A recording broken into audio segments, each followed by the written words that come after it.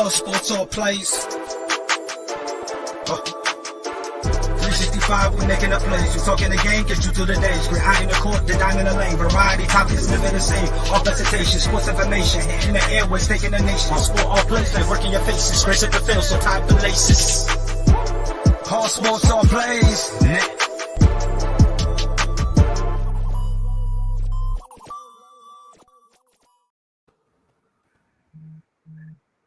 All right. Welcome to another episode of The Real Talk. We leave our opinions at the doorstep and we keep it 100% real in our conversations.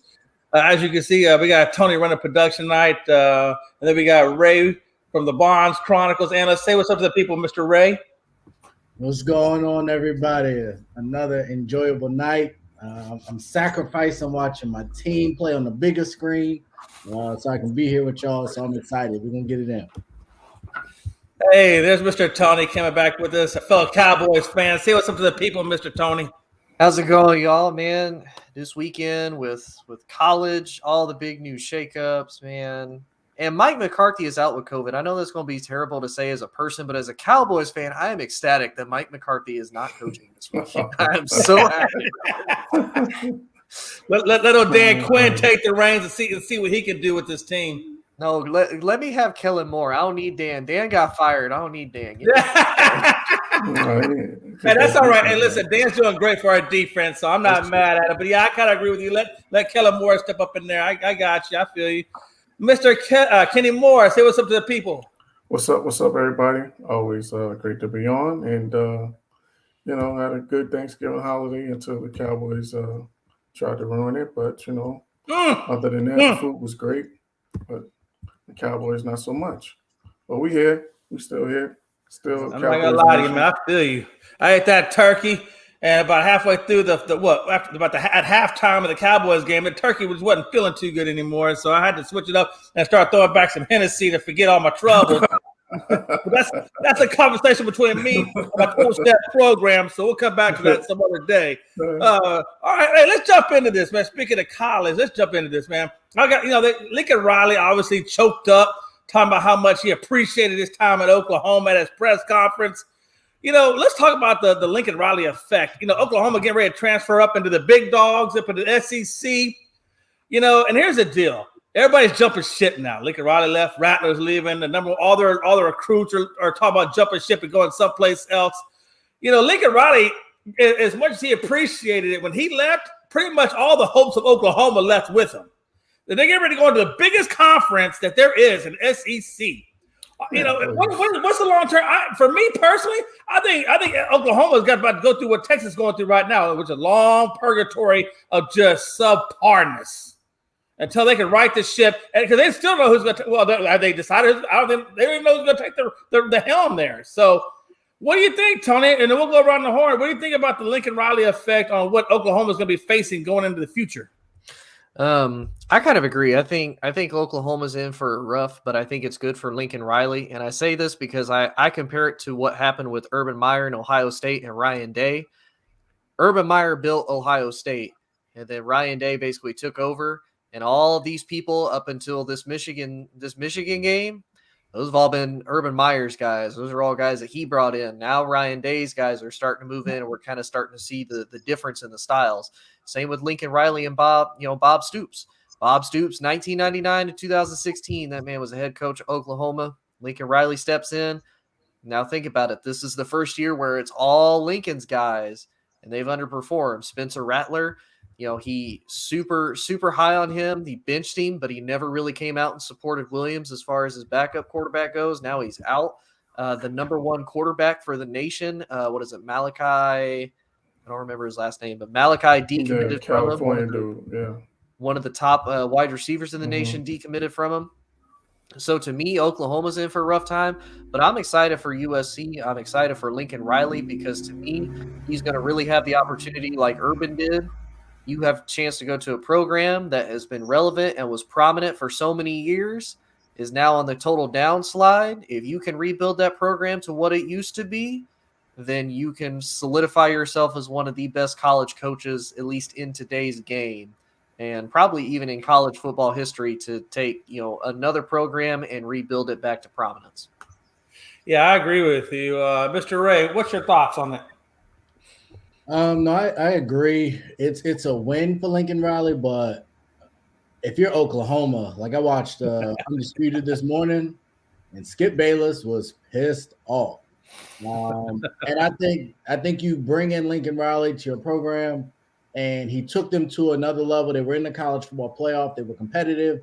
They pivoted over to the SEC, and as soon as they get ready to go over there, your premier coach leaves, and he doesn't just leave, but he's taking coordinators. He's taking commits with them. Spencer Rattler said he's transferring as well. Like he's just leaving them in shambles, and now they're spinning their wheels trying to figure out who they're going to replace him with. If you're USC, it's a great find, but we'll see how that translates to winning championships. Now he might get them to the college football playoff because the Pac-12 has been kind of down, but he's never had great defenses, and he hasn't performed super well when they've made it, even as far as they've made it. So I think it's exciting if you're a USC fan. It really sucks if you're Oklahoma, and I think Oklahoma's might be starting to be mentioned with the Vanderbilts and others in the SEC because they're starting to get those 3-star recruits, and they're not getting those 5 stars unless they go get a big-time coach. That's a tough division to be at the bottom of. And SEC, excuse me, not SEC, Oklahoma, the actual athletic leadership there, the athletic directors and so forth, they said they're excited. Like they said, Lincoln Riley, they wish him well, but they're excited about the next phase. I don't know what the hell you're excited about. Going into mediocrity, playing the toughest level of competition, and like I said, all your talent is leaving you. What the hell is there to be excited about? Your stands are going to be depleted because nobody wants to come watch you. It's going to be horrible. I don't know what they're excited about. I don't get that. Mr. Kenny, what's your thoughts? Well, I think the reason why they said that because I saw a report where they're going to be hiring Brent Venable, the DC from Clemson. Mm-hmm. And I guess for some years ago, he was at Oklahoma as well, so he has some history there. So maybe they're thinking that he'll be able to kind of keep the ball rolling. Maybe that's what they're thinking about in terms of their excitement. Who knows? But to me, this is one of those deals where Lincoln Riley, he saw the handwriting on the wall. I think he saw how hard it was going to be transitioning to the SEC. He had a much easier path to the college football playoff, being in Oklahoma and being in the Big 12. And I think he saw that same path in SC and also an opportunity, like to Tony's point, to be able to resurrect that program. You're out in LA, you're in prime time, so to speak, out there on the West Coast, out there in La La. So I just thought he saw the writing on the wall, and he saw opportunity to be able to still be competitive, still have opportunity to have a chance to get into the college football playoff and not have as rough a path as he would have in Oklahoma with them being in the SEC, because we know how tough that conference is, both sides of the fence in terms of, your Alabamas, your Georgias, your Floridas, because, they just hired the Louisiana coach. So they're going to be, you're going to battle with, you got pretty much 3 or 4 teams that you got to battle with. LSU, and we'll talk about them in a second, each year in terms of trying to get that maybe 1, maybe 2 spots in that college football playoff. So I think he just saw an easier path to prominence in USC, and then saw an opportunity to, perhaps be the next Pete Carroll, So I just think he saw, and then when I saw that deal, I totally understood why, because I saw something where this dude, they bought both of his houses like double over the asking price, gave him 24/7 use of a private jet, gave him this huge salary, bought him a house, a multi-million-dollar house in LA. So they just really laid out the red carpet for him and almost gave him an offer that he couldn't refuse. So I totally understand why he did it. Yeah, here's the thing too, right? So Orgeron is out there, and everybody likes to talk about Orgeron. Players like to play for him. Things like, I know he had his his little bit of an issue there with the whole sexual whatever the hell that was blowing up, and that's why he had to leave. But should Oklahoma possibly look at bringing him in and put him in as their head coach? I saw that. Oh, sorry. I actually saw that I said that on my last show that I think it kind of works because he is a player's coach. I'll be honest with you. I don't know if you're ever going to be able to replace, Go Tigers. Like, I don't know if you can ever really replace that with Bumasuna. Like, it doesn't. Like, it just can't work. I'll be honest. And to kind of your credit, Jay, I think Oklahoma is in that denial stage. Like, no, everything's going to be fine. We're going to be great. Like, it's fine. We're excited. We're going to be great. Yeah. I was kind of we were talking about that as far as like potential head coaches that could go there to Oklahoma, and I mean them. One of the guys brought up Bob Stoops' brother because he's the coach of Kentucky. He used to coach there at Oklahoma. I think that would put him in a better standing because I mean you think about Kentucky. Kentucky's not really a football school. They're a basketball school. Right. They're not sinking the money into that program. I mean, Kentucky had decent. I mean, they were decent this year, like by far. Mm-hmm. But he's done a good job there. Like he's really made them relevant and made them actually competitive. Because, like you said, that's a basketball school for sure. And why not bring in the brother of the dude that basically built your school for almost 20 years? You need that name to kind of help still bring those recruits in and even keep Oklahoma in the relevancy conversation as far as Absolutely, especially when you go into the SEC, man, you're going to need that recruiting just to keep up with those guys. Or like you said, you'll be just another Vanderbilt over there. I mean, and I'm a Texas guy, so we're in the same boat. I mean, we got Sarkisian. I don't know if I'm 100% sold on him, but I'm not really sold on him. But at the same time, like I said, we're not recruiting well. We're not doing what we need to do to keep up with the schools like Michigan, Oklahoma, Ohio, Alabama. We just don't have it. And unfortunately, that's why the power rankings always stay exactly the way they are, is because they have great recruiting and people like Nick Saban and things of that nature. I mean, as long as they're there, we're hurting. Yeah, I honestly, I think, it all depends on who they go with. You could kind of stay in that Stoops coaching tree and kind of keep that continuity going. But I think Venable would be a good transition as well because he brings that cachet. Being at Clemson, they've been, they won a couple of championships. He's been the leader of their defense, leading them to helping lead them to those championships. From what I read, he's going to be bringing some guys with him as well. Supposedly, DJ, I don't want to say his last name and mess it up, but he's supposed to be coming along with him. So it could be one of those things where he can kind of do a quick fix and keep the talent base going.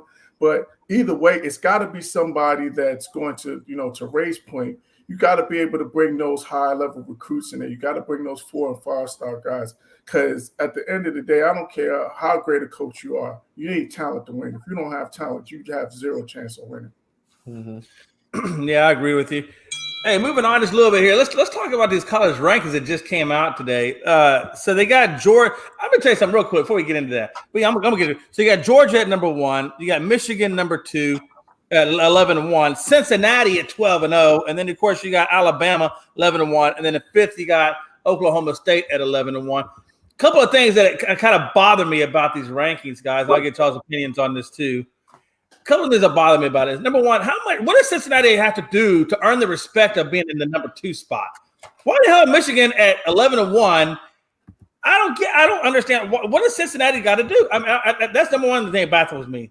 The number 2 thing that baffles me is Alabama sitting there in 3 or 4 overtimes with a team who is unranked and sitting at number 4 spot when you got, I don't understand. I mean, for me, if I'm a guy and I'm voting for these rankings and I'm voting who I want in, who I don't want in, I don't want a team that's sitting there struggling to get past Auburn, who, by all honesty, if you watch that game, truly almost damn near won that game. It's a freak of freaking nature that Alabama came out, number 1. And so if you're struggling that hard and you've already got one loss to your credit at A&M, which is, a very low-ranked team as well at the time, why are we letting this? I understand it's a Nick Saban effect. I get that. But at the same time, I think that there's other schools out there that are just as deserving to be in that number 4 spot that don't have the Nick Saban as their head football coach. We'll start around the horn. Tony, what do you thought? Yeah, to me, it's a couple things. So I think Cincinnati doesn't get the respect because Cincinnati doesn't have the schedule. They're not in a Power 5 conference, therefore they don't face Power 5 teams. The one win that they do have is against Notre Dame, and we all know that while yes Notre Dame is ranked, we've seen Notre Dame basically drop it when it comes to actually going into the playoffs. So to me, that's kind of why Cincinnati gets a knock. Michigan at number 2 kind of makes sense. They had Ohio State at number 2. They beat Ohio State. They beat Ohio State handily. So, I mean, they move them up to the 2 spot. But Jay, I'm with you 100%. To me, the Alabama game, that is inexcusable. And Freddie is going to hate me for this, and I really don't care. And I'm going to say this to all the Alabama fans. I really don't care. That is unacceptable. You almost lost to an Auburn team that has a true freshman quarterback that was limping. His ankle was destroyed. You took it to 4 overtimes. The only reason you won is because Auburn shot themselves in the foot. Auburn said, "Nah, we don't want to win." Like, it's the only Yeah, reason pretty much. Like we out of gas. We did the best we could. Like to me, the only reason they have Alabama even in these playoff rankings is for relevancy and for money. Because think about it, who is going to get you more attraction as far as, oh hey, who's the national championship game? Bama or Cincinnati? Bama or Oklahoma State? And Bama is that big time money grabber. I kind of said the same thing with LSU, and I know we'll get into that a little bit later. You know, it's one of those. Bama and LSU are your two big SEC teams that draws all the attention and all the money, and that's who they want in the playoffs. So to me, if Bama loses this weekend, they are done. They're out, and I know for a fact if everybody else loses, somebody will make an argument. Well, I mean, Bama has 2 losses, but they're like the 4th best team. No, they're not. No, they're not. You struggled against like the worst quarterback situation you ever could, and you took it to 4 overtimes. No. Right. No. And that's why I'm really excited for this Saturday. And I tell you, like I was telling my friend who's a huge Georgia fan. I mean, just matter of fact, he got tickets for his birthday just to go see the actual game between Bama and Georgia. And I told him, I was like, man, you know, this is going to give all the credibility to Georgia winning the national championship. Once you beat Bama and you put that equation out of the picture, then you go win the national title. There's not going to be a person in the world that's going to challenge or say one thing about why you shouldn't be the national champ. I mean, you know, sometimes you always, you know what I'm saying? It's going to solidify that record, that championship for them. Ray, what do you think? I disagree with you guys. I get that. Okay. Alabama didn't have, you know, the sexy win this past week, and it was a tough game. They won. Like, we've watched across all of sports, the NBA this year, the NFL this year, college football. I have been pretty active in DraftKings. Every week we see teams that should win, or not cover. And the fact is they won the game. I think was the Clemson game that went to like 9 overtimes or some ridiculous earlier in the year. So good teams lose to bad teams. Alabama keeps finding a way to win. They did beat Ole Miss. The loss to Texas A&M is not great, but Alabama's wins are better than anything Cincinnati has, and their loss was, you know, their loss. So I disagree completely. I think Cincinnati is fighting that same stigma that every SEC or Big Ten team that ends up in the tournament faces. They don't play well, whether it's Notre Dame, whether it's Oklahoma, whether it's Washington. I think Oregon was in at one point. Yep. All of those teams come in and they play against the Bamas, the Georgias, the Ohio States, the Clemsons, and they look like they don't belong. And I will be very curious to see how Cincinnati performs. The quarterback looks good. They've done everything they're supposed to do. They put up, 50 every week. They blow almost everyone out. So I'm not disputing that, but that's why Alabama's there. If you have, I think Michigan State is sitting on the outskirts, Oklahoma State, do we really think that Oklahoma State is a better school than Alabama? Maybe, but you're going to have to prove it by Alabama losing to Georgia. And if they play competitive, or God forbid that they fool around and beat Georgia, which I don't think they will. I think Georgia, despite everything we're talking about, has looked like by far the best team in college football. If they somehow manage to pull that off, it validates everything that they've been saying. And if they lose a close one, then we can slide into Cincinnati, the Michigans. And then at that point, it's really a toss-up who that 4th team will be. I don't think a 2-loss Alabama gets in above Notre Dame, which is going to bring a bunch of people. I don't think Ohio State has a chance. And I think it'll be an Oklahoma State, Notre Dame option. And at that point, it's really a toss-up. But we'll see. I think Alabama deserves to be at the 4th spot for all they represent. And if they lose this week, then it's a non-issue. But if they win, then they validate the reason they were number 4. Yeah. And that's why this Saturday is going to be so sweet, because if Georgia slaps the crap out of Saban and the Bama, well, then we can say, get the hell out of the 4th spot. You don't deserve to be there. And we can bring the next man up. And that's not why only it's going that, to be so sweet. It's going to be sweet because then Bama can't say, well, we still belong there because Nick Saban got 11-2. No, guy, you got beat. Now get the hell out and let's bring in the next guy. But like you said, I'm pumped. You can't tell I'm pumped for this Saturday. I can't wait for that game. Okay, Kenny, as I'll be quiet now, what's your thoughts on this? No, go ahead, Tony. You was about to say something. Yeah, and I will say if Georgia wins, it makes things a whole hell of a lot easier for them to win the national because then they don't have to face Alabama again in the playoffs, and then Alabama turn around and beat them wholeheartedly. Yeah. I just think that the Cincinnati thing is all about, that Power Five and them being in the American Athletic Conference. That's all that's about. And the fact that they're, their only big win is against Notre Dame. I think that's why they're not getting the credit that, that they deserve for being 12-0. But in terms of Alabama, like I'm kind of with you guys in terms of I'm over Alabama. Like they've had their run and now that's having said that, I love Bryce Young as a quarterback. I think this guy is going to be a great quarterback. And I think he has the chance to be one of the next NFL stars at quarterback because his poise and his arm. He has all of the intangibles. But having said all of that, their defense is terrible. Like, let's not make any bones about it. Like, this is not a Nick Saban defense. This is not, that dominating defense that they've had over the years. And the fact that and to Tony's point, the fact that they had to go to multiple overtimes with a backup quarterback who was playing on one leg, like that pretty much says it all to me. Like that disqualifies you. I'm a Notre Dame fan, and I don't want to see them in the plus because we always go in there and get smacked. So I'm with Ray on that one. So I understand your point about that. But shucks, give Oklahoma State a chance. I don't care. But Alabama, to me, they just haven't played to the standard that they've established for themselves to be on that caliber of being a playoff team. So that's my only thing about it. But I think that's unfair to Alabama because we are grading against the Alabama standard. We're not. I understand, and you established that standard. I understand. I get it. I totally get it. What happens if Michigan go ahead and loses to Iowa next week? Then what? Oh, that throws everything into chaos. But here, I don't know. I make a counter though because if you look at pretty much every other team, the losses that they've had against other ranked opponents. Like that to me is my biggest thing with Alabama. If Alabama had lost to another ranked team, okay, everybody's got one. No big thing.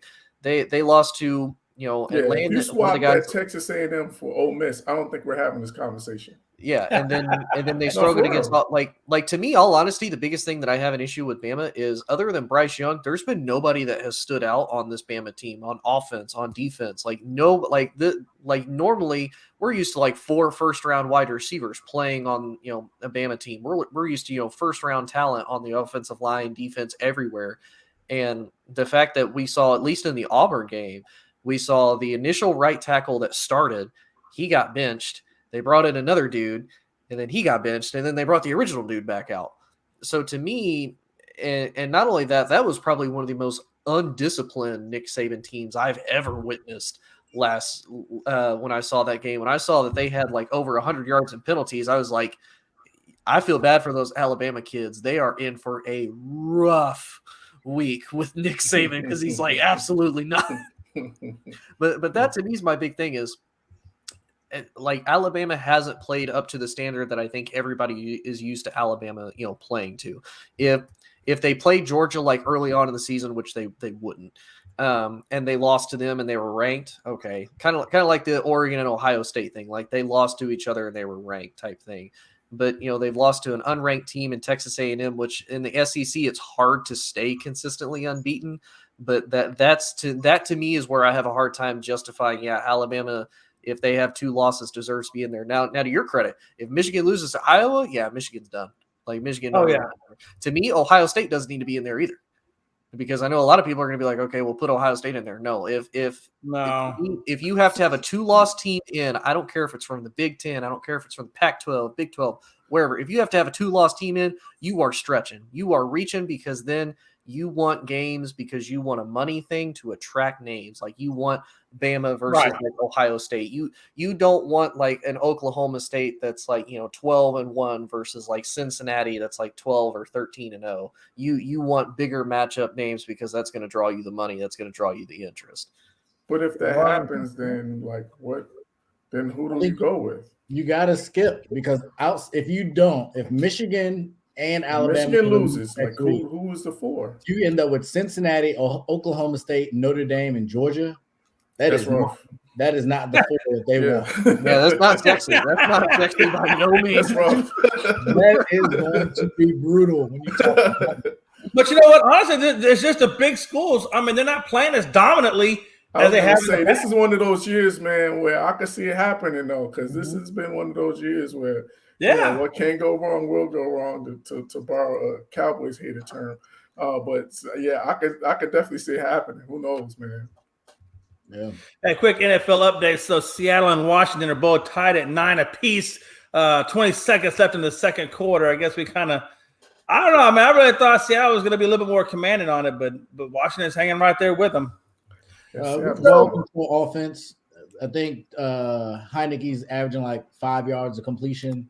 So 14, 15 completions for like 50 yards or something ridiculous. But long, methodical drives. You got to cash. It looks like it was up 3, so we must have missed an extra point. I missed that. But they're hanging in there. Seattle has not looked great. The first drive they looked good, and after that, it's been subpar. So we'll take it.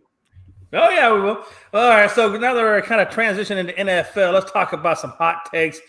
My hot take is, hey, listen, I'm looking at Jalen Hurts, and I think we talked about this earlier on in the morning show. I have a problem with his judgment calls. There's a lot of things you could teach a quarterback. You could teach him technique. You could teach him how to read defenses and so forth. One thing you cannot give him is judgment. He either has good judgment or he has bad judgment. And, throwing into a lot of different coverages and things, making bad calls. I don't think Jalen Hurts is the guy that's going to take them to the promised land. I think he's going to be a decent quarterback, but I don't think he's going to be that guy. You know what I'm saying? I don't think he's that guy. I think he's just kind of subpar for me. And I think Philadelphia is just kind of hang down in the middle rungs for a little while. Unfortunately, they're in the middle. They're in the NFC East. So fortunately for them, we're not playing that well. So maybe subpar is going to get you to the playoffs. I don't know. But I just don't feel like Jalen Hurts is that guy that's going to get you to the promised land. Tony, what's your hot take? See, can I say something to that? Yeah. Go ahead. Go ahead. Absolutely. I agree. Jalen Hurts has made some bad decisions, but this is going to be one of my hot takes, but Jalen Reagor is looking like an atrocious draft. He don't have a whole lot to work with. Philly, but he had a lot to work with at Bama when he got benched in the national championship, and then they went on to win it with a completely different guy. It worked too, so that's not fair. That went back. Tua made it work. Tua made it work, didn't he? Did they get the championship? They sure as hell did. So he got benched in college. He got shoveled off to Oklahoma, which he didn't get a championship there either. Then he comes to the Philadelphia Eagles. Numbers, though. That's my point. I just think he's got athletic tools, but I don't think he has a judgment call to be the elite guy. I will agree with you on your judgment because he kept throwing the ball to Reagor and he should have been throwing it to Smith. He dropped 2 game-winning touchdowns, and I'm just like, dude, like he's awful. Like the others that came after him, they need to look upstairs because that looks like an absolutely horrendous draft pick. But it is what it is at this point. And then this is his first year as a starter, so I'm gonna. Hey, it's Mac Jones' first year as a starter too, and look where he's at. I understand that. And he don't have no great wide receivers. And also, he has a running game and he has a really good defense. So all those things. Defense. That's what I'm saying. So that all of those things make a difference. Like this. But he's not about football. You need a lot of pieces to the puzzle to make it work. Mac Jones is making way. I'm going to give him a little more time because I want to see him with some more talent around him. To Ray's point, I need them to upgrade that wide receiver core. I need them to upgrade a running back because I'm not sure if Miles Sanders is it as well. So I just don't think he has a whole lot to work with. So I want to see him with more talent before I make my final judgment. Hey, man, ain't nothing wrong with that. Tony, what's your hot take? Yeah, I'm be honest with you. I'm gonna kind of go on the same thing. I think Jalen is the guy. They just have it built around him. I mean, this is an Eagles organization that has completely gone into a dumpster fire spiral ever since that Super Bowl win. They have just completely lost it. They lost Malcolm Jenkins. I guarantee Fletcher Cox is probably going to leave. Mm-hmm. And then after that, who do you have on defense? Brandon Graham? I mean, he's old, but I mean, you got him. I mean, their secondary has been atrocious for years. And yeah, I mean, they completely screwed up because you think about it, everybody talks about, what was it, 2019, they drafted Dallas Goedert ahead of the Cowboys and, took the tight end that Dallas wanted. So supposedly last year, Dallas was like, all right, we're going to take the wide receiver you want. We're going to get CeeDee Lamb, even though we don't really need him, which benefit for us. But then they decided to draft Jalen Reagor over Justin Jefferson. Why you would ever do that, I don't know. As a Cowboys fan, I'm ecstatic because I love that move that Philadelphia did. But yeah, I mean, Jalen has kept them competitive. I mean, have they faced the greatest of teams? No, but I mean, they're competitive in the division. They've won, what is it? 1, 2, 3, 4, 5. They're 2 games behind in the division right now. They're 5 and 7. Worst division in football. So but this is the NFC East. How has he kept them competitive? Like, who is he being competitive against? Subpar competition? That's competitive? I mean, they're 2 big games back, so that is competitive. I mean, because again, yeah, he's winning. He's winning the games he's supposed to win. I mean, now think about it. If he had gone out and he had laid like a goose egg against the Detroit Lions, I'd 100% be on board and be like, yeah, Jalen, you done. You're not the guy. But I mean, think about it. But the argument is not that he can't be somewhat competitive. The argument I'm making to you is he won't get to the promised land. He's not good enough to get to the promised land. That's the argument that I'm making. I don't think not the fact that he can't be competitive, but I'm saying he's not going to be that guy to get you there. No one's getting to the Tom Brady ain't getting to the promised land with that talent. Yeah, because I mean, think about it. Tom Brady can do a lot with nothing. He don't need a whole lot. He didn't have a whole lot when he was with New England, but he made them good. But you got to think too. Out of all those years, New England almost always had a competitive defense. Even if they were ranked like 32nd, the second half of the year, that was a top 10 defense through and through. So I mean, he has Devontae Smith, they have Miles Sanders, garbage. They have Boston Scott, garbage. They have I think they re-signed Jordan Howard. He was good in 2016. Now he's not. But even with a good defense, if you're giving turnovers, if you're constantly turning the ball over, let me tell you something. That defense is going to get tired. Yeah. That was really the defense so long. That defense is going to get tired. That was the first game we've seen in a while where he did throw multiple turnovers because he was forcing it. Look at his stats real quick. Because I mean, other than that, he's been solid this year. Yeah, I mean, 13 touchdowns, 8 interceptions. That's and he had solid. 3 yesterday. I mean, if coming we're in with 13-5, criticize him for that, and Mac Jones at 16-8, like that's not a big difference. Mac Jones has a great completion percentage, but he doesn't throw the ball down the field. He has arguably the best defense in the NFL right now, and that's because he works within Bill Belichick's system. Bill Belichick is he's short pass. He's a short passing. And that helps you as well. Also, be successful because that's limiting your opportunities to take risks. So that makes the game a little easier for you to manage. And we've seen when he has tried to take some risks, he throw a bunch of interceptions. Yeah. And you think about it like it, because I've never been a big fan of Alabama quarterbacks. I think I think because they have so much first round talent around them everywhere, it's hard for you to not succeed in an Alabama system. Like Mac Jones got into the perfect spot. Like Jalen Hurts doesn't have a support system around him. Like Mac Jones went to the best possible spot that Mac Jones could go to. You went to a coach that is like, short passes over the middle with your tight ends. We're not really going to give you a super great wide receiver. You'll have Kendrick Bourne and Nelson Aguilar as your speedsters, but Nelson Aguilar is 50-50 on whether or not he's going to catch the damn ball or not. And we're going to give you a run game. We're going to give you a great defense. So, I mean, that don't to lose me, the game. Yeah. Yep. And you control the game. You control the momentum. And, I mean, really for Mac Jones, that was the best possible spot. And for Jalen, like I said, to be where he is, basically 13 touchdowns, 8 interceptions. Prior to yesterday, he's 13-5. So basically, almost 3 touchdowns to 1 interception. That's not terrible. Yep. Okay. Yeah, no, it remains. Now I can see your concern though. It's definitely I just for me personally, you can make a case either way. So the time will tell. For sure. Yeah, like I said, you could that judgment. I don't care if you have great weapons all you want, but I think if you have bad judgment, bad judgment. That's just me. We'll see. Like you said, there's a lot of football to be played, and we'll see if it gets better. But for me, it's just it's a personal thing. Wait. So what do you think there, Kenny? What's your hot take? I think it's time for us to stop calling Sean McVay the boy genius. I think we're starting to he's starting to get a little exposed here. He asked for Matthew Stafford, and everybody's talking about he's injured, but um, I just don't see that. And that was the question going in, whether Matthew Stafford was going to be the guy that was going to lead. And this is the guy that you wanted, and you're supposed to be a boy genius, and you start out 7-1, and then now you guys have just been reeling ever since then. So I just think it's time that we stop calling this guy a boy genius, because it's a lot of talent. It's a lot of talent there in LA. So there's no excuse in terms of why they're struggling in this way. They're healthy for the most part. Besides, of course, losing Robert Woods, but then you get OBJ. So again, you really don't have much of an excuse in terms of why you're struggling the way you are. And I think when you're struggling this way, the first place that we look at is at the head coach. And so we gotta look at Sean McVay, and we gotta ask the question: is he really an elite coach? And to me, this is going to be, this is going to tell us the truth over these next few weeks whether he's an elite coach.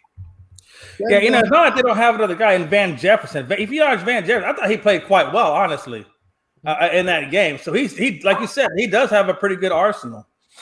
Yeah, but I think that's a big misconception, I think, in sports is when you bring a bunch of dynamic personalities and dynamic talent together.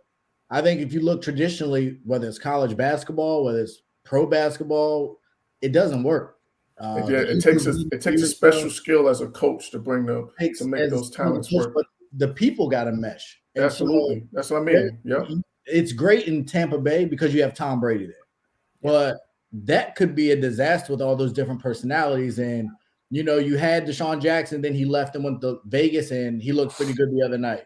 You bring in OBJ, but then you lose Robert Woods, so now Odell's having to play a role he wasn't trying to play. Von Miller's in there. You got a bunch of people, and I think Dallas has had this issue as well. Who do you play when you got a bunch of good players at one particular position? And so egos start getting in the way. There's no camaraderie because everybody's mix and mash. We've talked about the Lakers on this show a couple times. Mm-hmm. I think when you put a bunch of people together, even the past Lakers with Karl Malone and them, it's tough to get skilled position players to know what the heck they're doing. And I think we understate learning a new offense and timing and rhythm and chemistry. It's all about that chemistry with your quarterback. And no off-season workouts, no OTAs, no throwing the ball with them, getting the feel for them. And then again, Odell Beckham Jr. is doing typical Odell Beckham Jr. getting hurt. He's got bad backs and everything else. So I mean, that guy just honestly he can't catch a break. And honestly, he kind of came into the season where he didn't have enough time to build up a rapport even with his quarterback. So we're expecting a lot from him based on past talent. But honestly, we haven't. He hasn't. But I think that's more so because of Robert Woods going down. I think he was going to be the third wide receiver, and he's kind of been thrust into the role that they weren't expecting him to have to contribute in this manner. So that makes it even harder. So I see your point. Yeah, and I got questions about Sean McVay. Even with Tom Brady and Tampa last year, they looked bad before the bye week. They came back off the bye, and they looked like a completely different team. I think we've seen a bunch of different quarterback movement. We look at Cam. Cam looked decent the week before, and last week he looked god-awful. Mac Jones looked very inconsistent early on, but we're seeing teams picking it up. Tua looked great this past week. He's looked awful in other weeks. So I think Russell Wilson, when he first came back, he looked awful. So getting all these different moving pieces when you don't have a run game just makes life really, really difficult. And when you have that many pieces, you're trying to make everybody happy, and you're young, it's tough. So I think he's still very good. I think he diagrams. No, I'm not saying that he's not. I'm not saying he's bad. I just think that the genius thing, we might have to revisit that. That's all I'm saying. Yeah, because I mean, you think about it. He as much as Sean McVay likes his new toy and Matt Stafford, he has a quarterback that's not afraid to push the ball down the field. You got to kind of treat him like you did Jared Goff. You gotta run the ball first. Then you got to let Matt pass, because Matt is basically going back to his Detroit Lions days where, all right, I'm the only guy. I'm just chucking it up there and hoping to God somebody in my same uniform catches it. And to me, that's what Matt's having to do. He's having to carry the load of the team. He's got good receivers now with him. But again, if Matt has to force the ball, if Matt has to hold it, if he gets hit, whatever because they don't have another option. They're one-dimensional. Just got to stop the pass. They don't have a run game that we got to worry about. So to me, that's where the Rams are also hurting is they're not relying on the running game. They're not being physical on the offensive line. I think the defense has started to not be as physical, which I think a lot of that comes with, you have Aaron Donald is getting double teamed. And you would think with Aaron Donald, Leonard Floyd, and Von Miller, even Von Miller being old, like just those three dudes on the field, you would think that would be like Jalen Ramsey on the outside. And Jalen Ramsey on the outside. Yeah. But I'll be honest too, I think we got to kind of step back a little bit from Jalen being like the best cornerback in the league because we've seen now twice in the playoffs last year against Green Bay and this game against Devontae Adams. Jalen Ramsey, I mean, he's not bad. I'm not going to sit here and say he's a below-average cornerback, but Devontae Adams owns Jalen Ramsey, and he owns him a lot. Well, I mean, Devontae Adams is, a lot of people would he's the number one receiver. So, or the best. Some people call him the best receiver in the league. So, getting torched by him is not exactly, a surprise. I guess I would say. But I think the other thing that Sean McVay has to do, and to Tony's point, is it's kind of like that adjustment that Kansas City made in terms of utilizing the run more and being a little more conservative in their attack offensively. Sometimes I think that's where Sean McVay, he's going to have to make that adjustment to, make the game a little easier for Matthew Stafford. To your point, Tony, run the ball alike. I looked at the stats from yesterday. They ran the ball 20 times. Like that's not winning football. Like you got to at least run the ball at least 25 times to kind of have some type of balance. And I think that's what's going to be their adjustment, and that's what I'm going to be looking to see what Sean McVay does in terms of making this offense a little easier for Matthew Stafford and put him in positions to be successful. Because that's what great coaches do; they put their quarterbacks in position to be successful. So if he does that, then he can get that boy genius tag from me again. Yeah, I agree. All right, so Ray, what's your hot take? My hot take, I'm going to kind of double down on a take I had, a week or two ago. I know where you're going. Let's have it. New England will be the 1 seed in the AFC. Yeah. Oh, no, that's not where I thought he was going. No. But I like it. I do like it because they're playing just like it right now. They're heating up at the right time. They're going to get that bye. You're going to have to go to them. I am really these next two games versus Buffalo, I think, are going to be huge. Yeah. Because I don't know who Buffalo is right now. Absolutely. And they face Indy. Indy's good too. Indy's solid. Yeah. They had a chance against Tampa Bay yesterday. 2-1, then there's no doubt in my mind they'll be the 1 seed. That defense is just playing out of its mind. And Mac Jones is not making the same mistakes he was earlier in the year. I think he's learning more rapport and camaraderie. Those tight ends are back, both healthy. The running game is healthy. So I see it. The AFC's been tough. I think Kansas City has an outside shot. Yeah, I was just about to say that'd probably be their only competition outside of that, City because Tennessee Buffalo is and Tennessee are gone. Yeah, they're fading. So there we go. We'll see what it's amazing. Belichick didn't have to give up nothing for Mac Jones. Fell right to his lap like a golden nugget of Hall of Fameness. Then he gets gets all those guys back from COVID on defense, and you sign Matthew Judon, and you're off to the races. And on top of that, we forget he traded Stephon Gilmore this year. I was getting ready to say that you let go of what was supposed to be your best quarterback. He traded him, and the defense is still crazy. Top 5. So it's the genius in Belichick, and he's doing it again. And man, oh man, would I love to see him in Tampa in the Super Bowl. That would be great. That would be crazy. Oh, that would be beautiful to see the second round. Oh my God. Tom got him. Tom just barely got him. That last time. Yeah. As somebody that doesn't like Tom Brady and as somebody that doesn't like the Patriots, I will not watch that Super Bowl if that comes to me. That's Jordan, LeBron. That's every. That's no. I gotta be honest. I don't even. I hate New England. I would actually root for New England over Tampa just because I hate Tom too. I don't like any of it. I don't like Belichick. I don't like any of it. Honestly, I would root for Tom more because, to be honest with you, New England fans were always like so cocky with Tom, and they're like, "Oh, we're the greatest, we're the best." If New England was to be the only franchise that got 7 rings, oh my God, New England fans would never shut up. Like it would never be. But you like, know what though? Yeah. The other side of that too though is if Brady was to find a way to win that, like you would never hear the end of Skip Bayless. Like, Oh yeah, that's true. He ain't That's gonna true. well, Kenny, to be honest with you, even as a Cowboys fan, we're never going to hear the end of Skip Bayless anyway. yeah. It's just Like, with Tom we're never Brady, gonna it's hear just the over end the of it. top. Like, Well, and I've heard a so, lot of Brady hate from you Cowboy fans. You know he was a free agent. If Brady goes to Dallas, what does Dallas do the last year and this year? I'll be honest. Man, So, Brady would have came to Dallas. I'd have jumped on that wagon. last year that defense was so bad, not even Brady could have. Yeah. no, and to be fair, too, that's a terrible offensive line. That would be one of the worst offensive lines Brady would ever have in his entire career. Brady wouldn't tolerate that, and Brady wouldn't go there purely for the fact of Dallas. Well, yes, Bill Belichick offensive lines. Huh? You're saying Dallas is one of the worst offensive lines? That was one of the worst offensive lines last year. Oh, yeah, last year. Okay. And to be quite frankly honest with you, even though Bill Belichick was the dude running everything in New England, Bill knew what Tom needed to succeed.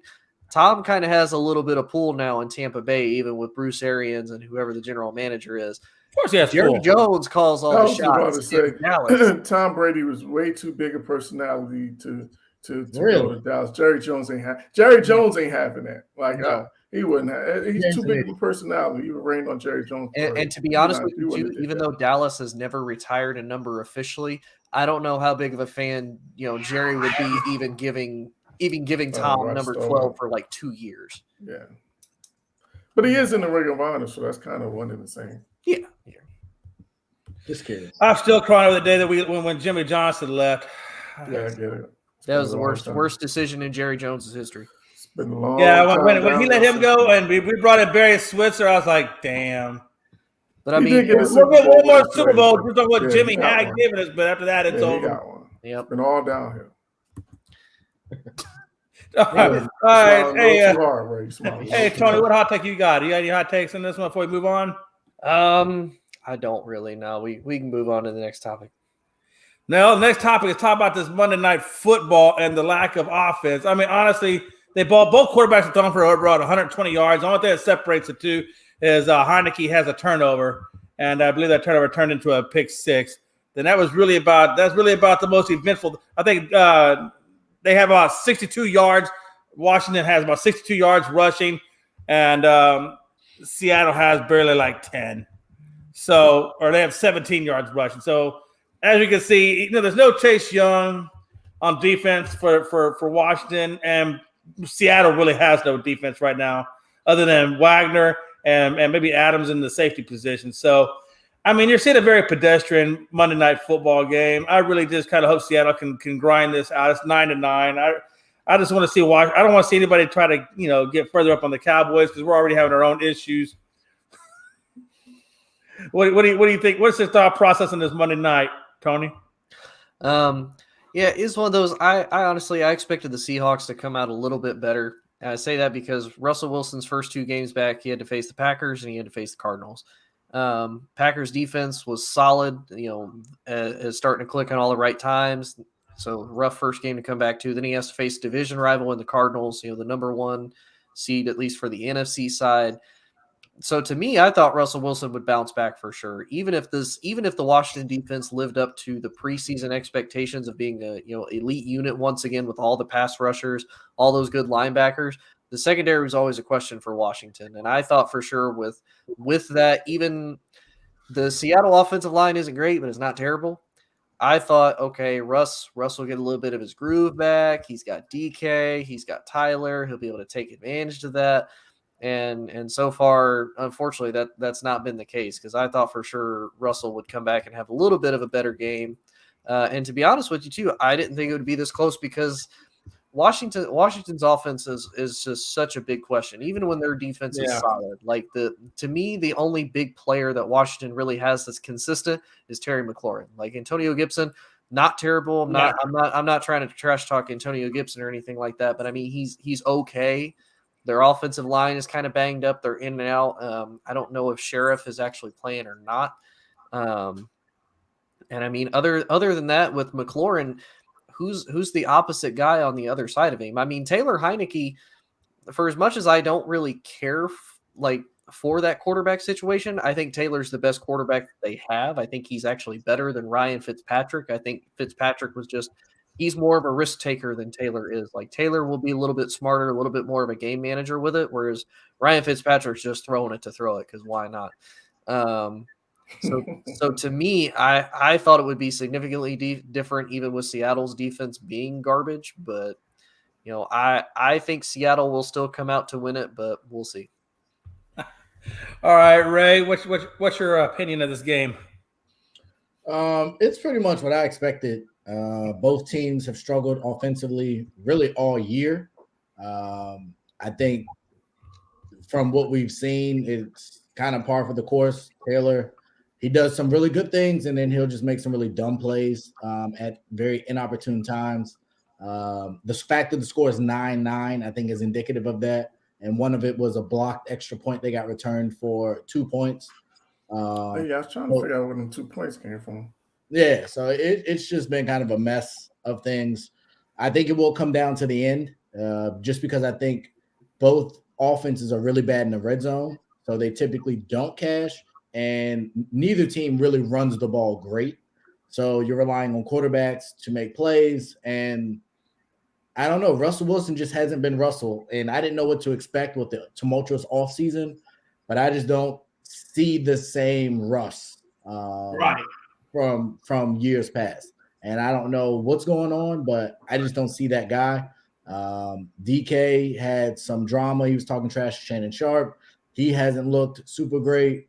So I didn't really expect much. I expected a close, low-scoring game, and that's what we're getting just because what dynamic player do you have on either side on offense, or really on defense for that matter?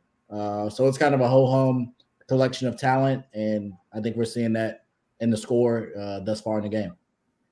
Yeah, I definitely agree with you on that one as well. Kenny, what's your thought process on this game? Yeah, I think this is kind of one of those eliminated games because basically whoever loses this game is just going to pretty much, be packing it in for the season. So that's why it's probably this one's going to go down to the wire. And I will say this about Washington. I was a little surprised because coming into this season, I thought that their defense would be a lot better. And Ray, you could probably speak to this better than I could. But I thought last year that defense was really good, and I thought they were going to take a step forward this year, and they've really taken a step back, in my opinion. So I think that's really been the toughest part. And then, of course, losing your best defensive player, of course, is not going to help. But they were struggling even when he was there. So I think that's been a big reason, that they haven't had the success that they wanted to have, because we all know that, Ron Rivera is a defensive-minded coach. Yeah, so, and Seattle, I'm not surprised about Seattle. I said before the season started that this was going to be the year where everything kind of fell apart. And I think that to you guys' point about Russell Wilson, I just think he's over Seattle. I think he's out of there after this year. And I just think he's just playing out the string. And, to you guys' point, I think his heart is not in it.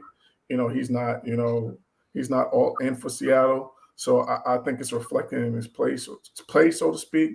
And also, I don't think he's totally healthy. I think, he came back kind of quick from that finger injury, and I don't think he's totally healthy as well. So I think that's playing a role in it as well. So this is going to be one of those, last possession, low scoring, defensive struggles, and go down to the last possession and someone kicks a game with a field goal type of game. That's how I see this one playing out. Yeah, Russell Wilson was asked in the pregame show about whether or not, there was a rift between him and his coach, or him and the team itself.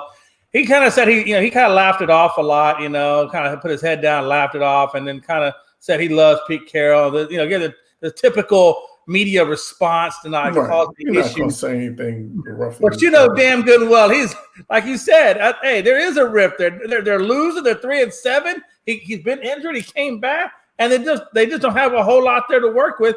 And I'm telling you, I really do believe that this is the last year for Russell Wilson in Seattle. I think he's out of there. Pete Carroll's out of there. I think they're going to blow the whole thing up and just start from scratch. And I wouldn't be surprised. And I would love, personally, for me, I would love to see Russell Wilson go to a team like Miami and just give that team a rebirth. I think Miami with Russell Wilson could do magical things. They got a good defense. They got Jalen Waddle there that I think him and Russell Wilson, if they could have some time to develop the rapport, I think it could just be a phenomenal duo, just like you got with Aaron Rodgers and Devontae Adams. I think you can build something like that up there. I think Miami's not too far out of contention, really. I mean, they just need a good field general to run that team. But Tua has been, to his credit, he's been playing well. He's been playing better, I should say. He is up and down. He's still young, so that's a good. He's also injury prone too. That hip and everything else. He's always that's actually not bad. I can see that happening too to Pittsburgh. I see a comment there, Anthony. That would be interesting as well. And there was. Go ahead. So sorry, Ray. There was a lot of reports that New York might actually make a big push to try to get him, because you think about it, they have two of the first round picks within the top 10, and there's no really big quarterback that stands out to me that's even worth that. So why not be like, hey, Seattle, here's 2 first round picks. We'll give you Danny Dimes because ain't like we gonna do anything with him. Maybe and you get your young quarterback to try to build with. So yeah, and I think the issue for Miami is that division's looking really tough for the foreseeable future. Yeah. If I'm Russell, do I want to leave Seattle to go in that division and look like I'm going to have to deal with Josh Allen and Belichick and Mac Jones for the rest of my career? You think that's fair? I look at somewhere like Carolina, where it seems like there's definitely going to be in the quarterback market. The division seems to be down. Once they get Tom out of there, which you would think is only in the next year or two,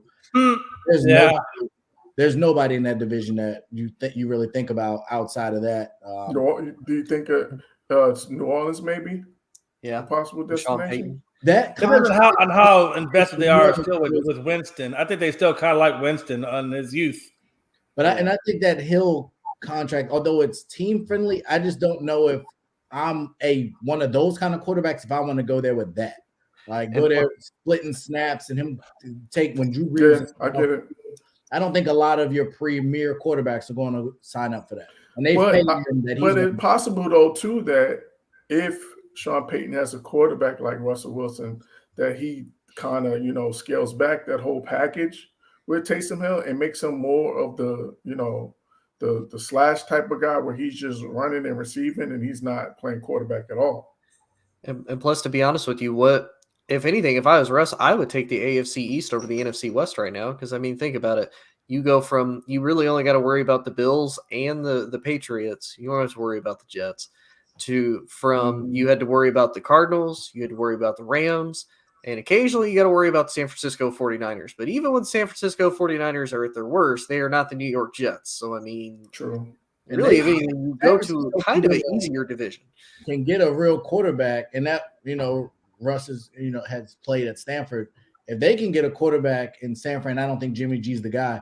They got some talent on that offense and that defense too. Yeah. So I think that they're going to kind of. But I would be shocked if they trade him within the division, though. Oh no, that would never happen. Everyone wants to see him twice a year. No. Yeah, so that's fair. But does Washington look attractive to him? No. With Chase Young, when Chase comes back healthy, you got Montez Sweat on the defense.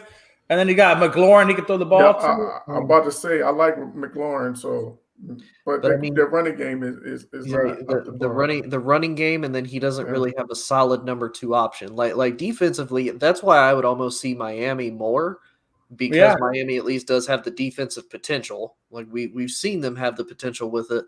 Again, kind of the same. The O-line and the running game is a little bit more of a question, but I like their weapons better. They have Waddle, they have Parker, they have Gesicki at the tight end, all of which Russ would be a massive fan of. And you have to look at it too. He's also going to kind of want to go wherever Sierra wants to go, and she wants to go to a bigger market city. Miami is a little bit more attractive. My knock against Washington was the Sierra factor. She ain't trying to come to DC.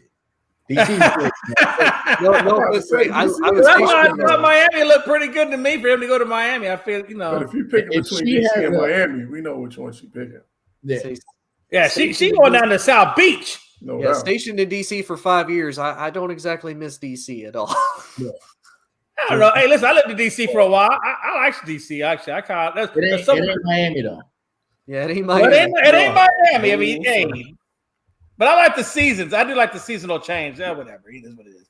Let's move on to some top. Hey, did I miss anybody? Did I get everybody? No, I think you got it right. All right. Let's move on to the top 3 teams. I kind of like Arizona. I like Green Bay. And obviously now moving up in mine is New England. So I think New England, like we said earlier, I think they have a really good shot at taking over the AFC East. The AFC in general. Just given what Belichick is doing, Matt Jones and that defense. Tony, who's your top 3? I'm gonna go with Arizona 1. I mean, just for obvious reasons, Arizona's still clicking on pretty much all cylinders. I'm not really too concerned about them. I am going to put Baltimore at 2, even though there's a lot of questions with Lamar Jackson. He struggled yesterday through 4 picks, but I mean, it's a division rival, and they still managed to win the game. So either Baltimore was really bad or Cleveland was just that much worse, which I think it was just Cleveland was that much worse than Baltimore was.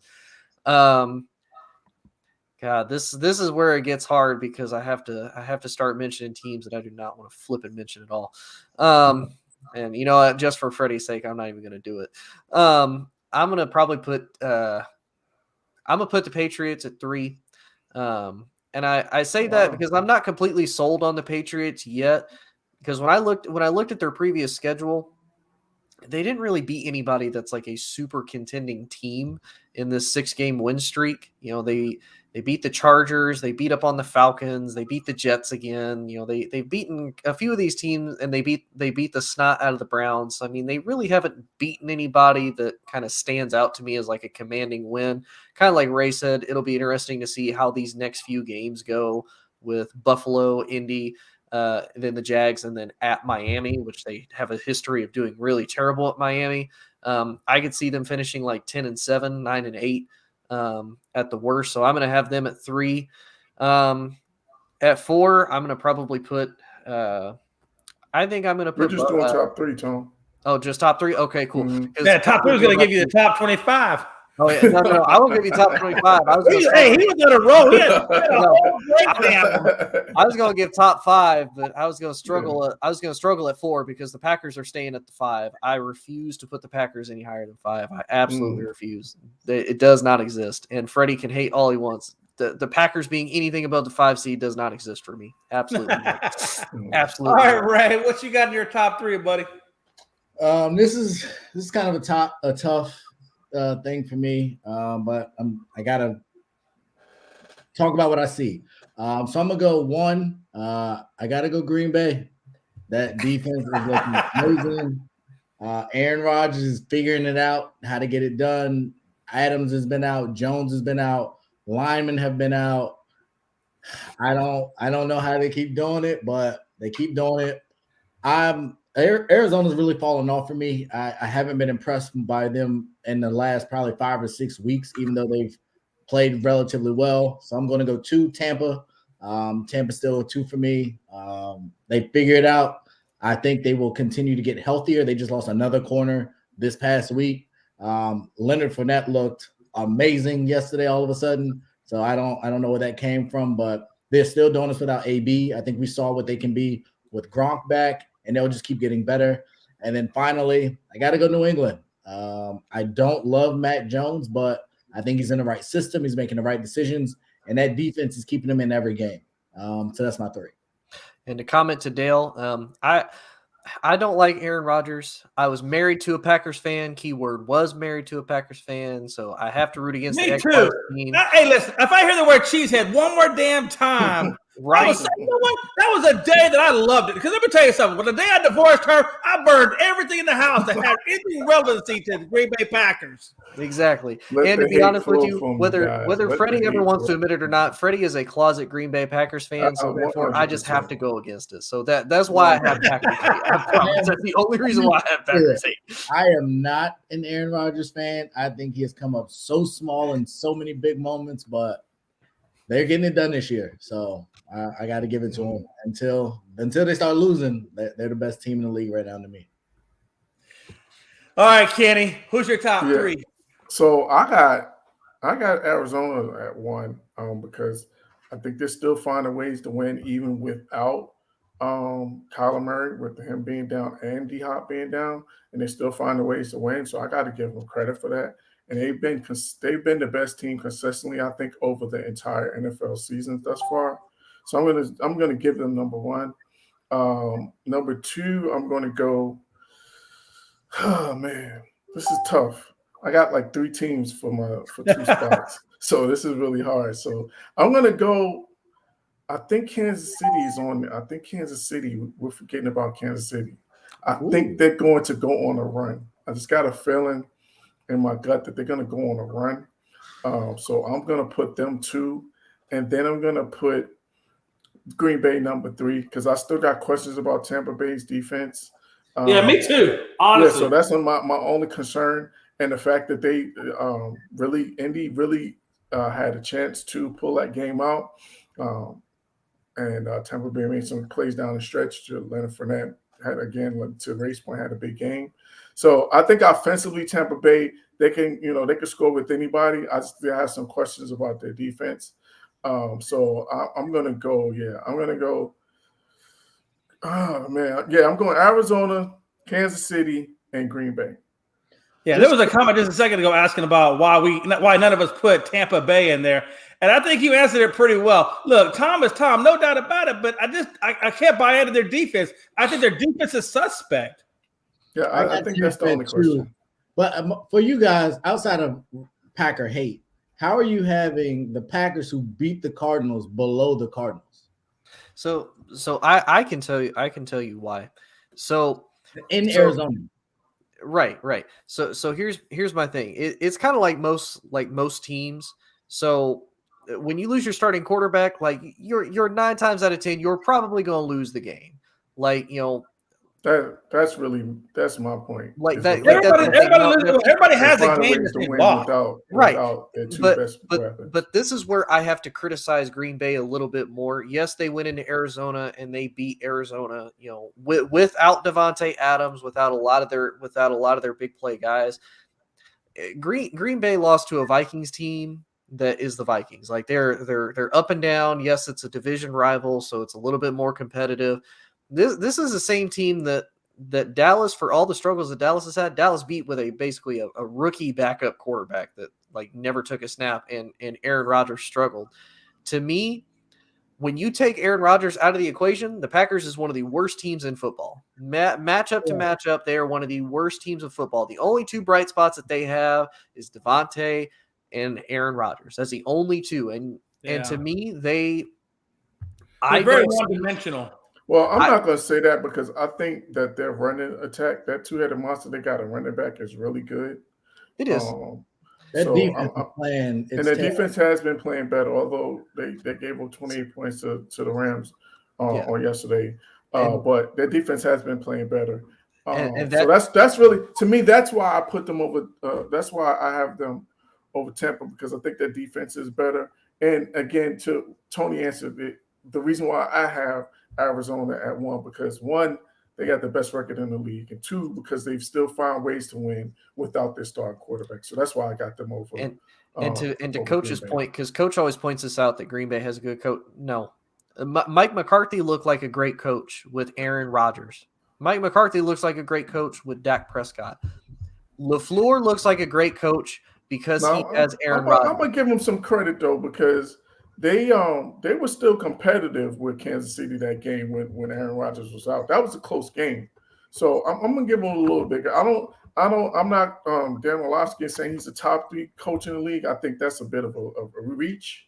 But I do think he's a good coach.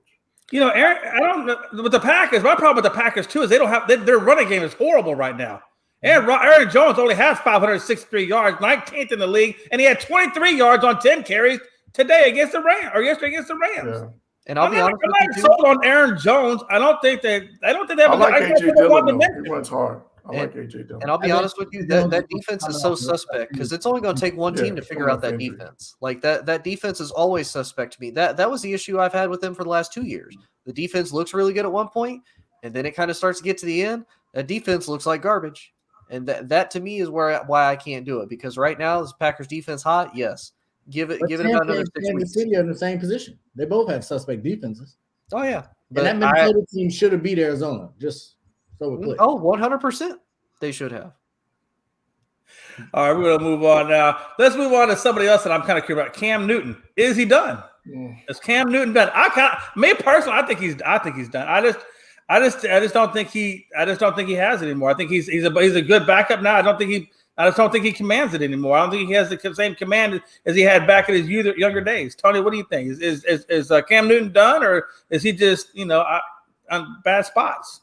I think it's bad spots. I think it's also too early right now for his second run with Carolina. He filled in for the Arizona game. He did really well for being brand new. Because to be honest with you, Arizona wasn't prepared for Cam Newton. So that's a hard person to play against. Like Miami is a little bit more prepared because Carolina came out and said, "Hey, this is going to be our starter." They're like, "Okay, so we got to prepare against Cam." Right now, if we go off of last week, yes, Cam is done. I don't know if he continues to stay the quarterback for Carolina because I think Sam Darnold would be a better option than Cam. But to be honest, I don't know if Cam gets another start. There's a lot of teams throughout the season that needed a quarterback fill-in, and they didn't call Cam. Washington needed a quarterback fill-in for Ryan Fitzpatrick, technically, if Heineke went down. They didn't call. Denver has kind of needed him in place for Teddy Bridgewater because they don't want to go back to Drew Lock. They didn't call him. Same with Miami. They went with Jacoby Brissett instead of him. So there have been a lot of teams that needed a quarterback that didn't call Cam. So I think Cam is done. I think after this season, he should retire. He should retire with the Panthers. They're the team that drafted him. They're the organization that drafted him. He holds all the Panthers franchise records. And I don't think it would be a bad way for Cam to go out. You came back, you contributed what you could to the team, but it's kind of the end. Let's be honest. You know how you're done? You're done when a better quarterback comes up on the open market. Let's say, for example, Russell Wilson. If they were to decide to trade Russell Wilson, you gonna tell me you wouldn't give up Cam Newton for Russell Wilson in a heartbeat? Oh, 100%. Oh yeah, but so that's how you know. What I'm saying is that's how you know you're done. No, when your league status is done, you're done. That's a preeminent quarterback. Now, if you trading, No, but I'm saying like that's how you know. Cam Newton was right. Cam Newton got you in the Super Bowl, but he's not that same Cam. That's how you know you're done. You're hanging on. I don't know about done. Maybe done as a starting quarterback or as a top, as a upper tier quarterback. Maybe that he's done as. I could give you that. But in terms of him being that he should give it up totally, like the dude. Man, listen, if you can't get back to a Super Bowl, you're done. If you don't have the opportunity to get your team back to a Super Bowl, in my opinion, you're hanging on for breadcrumbs. Well, and Kenny, you're hanging on for breadcrumbs. All it's going to do is tarnish your reputation. It's been a bunch of quarterbacks that have hung around way longer than they should. I agree. So I'm not going to say that he's done. Well, Kenny, I'll ask you though. Do you think Cam is willing to accept that? Because I don't think he was a big fan of it in New England, to be honest. Well, maybe so. I can understand that. That's my whole thing. Like if we're talking about him being done as a starting quarterback, then I probably would say that's probably the case, because I said after last year, I didn't think he'd get another opportunity as a starting quarterback, but he has gotten an opportunity here, and now that that's what I'm saying. Like, would you really want to tarnish your reputation to be relegated as a backup quarterback, a second stringer? If you still want to play, that's like hanging around too long. But if you still want to play, then you take the opportunity if the opportunity is presented to you, because that's what I'm saying. You want to play, but the game is passed as a second quarterback. You're one play away from being on the field. Yeah. So if he wants to take his opportunity and be a backup quarterback somewhere, I say more power to him. Hey, more power to him. Me personally, if I'm playing at that elite level, I don't know. I'm a competitor. I don't want to be a backup. No, I understand. I totally understand that. I understand as a competitor, and I think that's where Cam was in terms of balking at being a backup. So he kind of waited to get an opportunity to start again to kind of prove that he still has something left. But this was a bad game. But to me to say that he's done, I think it's just a little premature. Yeah, because I mean, you think about it. You look at even all the teams at the beginning of the season that knew that they needed a quarterback or needed a solid backup. And now I don't know if they contacted Cam or not. We'll probably never know whether or not they did. But I think that to me is what's going to hurt Cam, is because if there are teams calling, they're probably like, hey, like we want you, but you're not going to be the main guy unless something happens. And even then, you hit rock bottom when they say, hey, we want you to come play for us, but you're going to be on the veteran minimum, guy. You're going to be right down there with the bottom of the barrel. He did that. That's where you are right now. That's how you know you're done. When you're at the bottom of the barrel, playing for a 1-year contract at the vet minimum. But I just disagree. I think the situation in Carolina is tricky because there's a bunch of quarterbacks that will be available next year. But do I think that if Cam went to an environment where they built the system around him, if he was in Pittsburgh, would he be much worse than Ben? No, I think if you give him that Ben's another one. I think Ben needs to go ahead and hang it up too. I think that's the case. Like if he goes somewhere where you can build around him, like there's no talent in Carolina right now. Christian McCaffrey, the offense was built to be around him, and he's never there. I think we saw that Cam had a really bad game, but I think in the right environment, in the right system, where he has an offseason to actually learn the offense, where the playbook's open to him, you can. He did. He had that with Belichick, the best coach in the league. The best coach ever right now. He had that. I think there were other circumstances behind and he got beat out by Mac Jones. But who's going to win Rookie of the Year? Yeah, that's what I'm saying. But he got beat out. He had at the time he was playing, he was playing well in the preseason. And Belichick spoke very highly of him. So I don't. I'm sure he probably did. And he put him on the bench prior to that COVID. Exactly. So I think that was. I think this. But Ray, I have to ask. What team do you see next year that needs a quarterback? Do you think that would be willing to build around Cam? Because you got to think about it. So Cam is what, 31, 32 years old? Like I think he's 32, I think. He's going to have to be a transition guy. So to you, is there really a team that stands out there that is like, okay, Cam, we're willing to build around you for a couple years, but just know a couple years you're going to be out. You're not going to be the guy anymore. Like that's my issue is I don't really see a team that would be willing to do that for 2 years. That isn't almost in that win now mentality. 33 next year. But he's had some time off, so he's 32, but he's more 30 in football years, but he's had a tough 30. I think Denver is an opportunity. I don't think Teddy Bridgewater is significantly better. I think he's a much better backup in that offense than Drew Lock would be. I think he would be able to compete with Jameis in New Orleans. I don't think Trevor Simeon's an answer. I think he'd be a better backup. I think he'd compete in San Francisco. I was literally about to go there next. I think in that offense with Kyle Shanahan, with a Cam Newton at quarterback, I think they could do some really, really good things there as well. So I think there's quite a few places.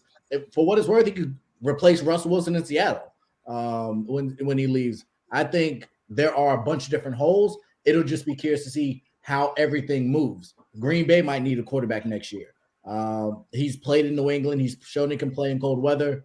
So I think there's a lot of different places, but I think would be a top 5 backup on any team, which means I think he could start for 5 or 6 teams, but you do have to cater to his style. You need a deep threat. You need some intermediary. You need a running back that can catch, and you're going to have some of that read option kind of stuff so that he can use his legs. Like he is not going to be a guy that's going to drop back 40 times a game and beat you and take you to the playoffs, but he can throw it 20 times a game, off play action, off bootlegs, off read option, and be a successful quarterback. I don't think he's better. Right. I think Dunn's too strong of a word. Yeah, because again, worst case scenario, he could be a backup somewhere. You can't tell me that he can't be a backup somewhere. Sure, he could be a backup. Still quarterbacking in the NFL, anything. But Michael Vick's playing days were done. Michael Vick, he plays the second row. Maybe it's a question whether he's done, whether he's going to get another starting opportunity. That's legitimate. There's definitely. As a matter of fact, he could definitely fit in Cleveland. I think he'd be a good. Yeah. So, but I don't think he's done. Yeah, I'm with you, Ray. Oh, we got to let that one rest. We could go all day on that one. But no, I feel you. I feel you. Tony, do you have anything else you want to say on that one, or are you good? No, I'm good. Tony's over there still going through that top 5 teams over there. I didn't get to go to number 6. I didn't get to go to number 7. Hey, no. Hey, all right, we'll move on. We'll move on. So I guess let me see here. I know I had the last one on here. Zach Wilson, is he a bust? For me, I think Zach Wilson is a little mechanical, and I think he's a little predictable. I'm not really completely bought in. I wasn't completely bought into Zach Wilson from the get-go. So for me, I think he's going to be I think he's a backup, good backup. I just can't put, especially in New York, man. They're going to eat him alive. I mean, I'm not sold on Zach Wilson at all, one bit. As a matter of fact, I think they should have taken Mac Jones before they took Wilson. But I think Wilson was a little too high in the draft, to be honest with you. Tony, what's your thought process? I agree, because I looked at it. The 2 quarterbacks that I trusted the least coming out of college was Mac Jones, and the other one was Zach Wilson. I didn't think Zach Wilson should have been taken 2nd overall. Honestly, I thought Justin Fields should have. I'm happy Justin didn't, because I think Justin has more potential. I mean, Zach Wilson, he had like one good season with BYU. BYU doesn't face a whole lot of ranked opponents. The few times they did, he completely lost. BYU got destroyed every time. He's in probably one of the worst situations you could go to. You're with the New York Jets. They have really nothing good about them other than the fact that they share the name New York, and that's it. He doesn't have a good wide receiver around him. He doesn't have a running game. He has one decent left tackle that's a giant, and the dude is hurt right now.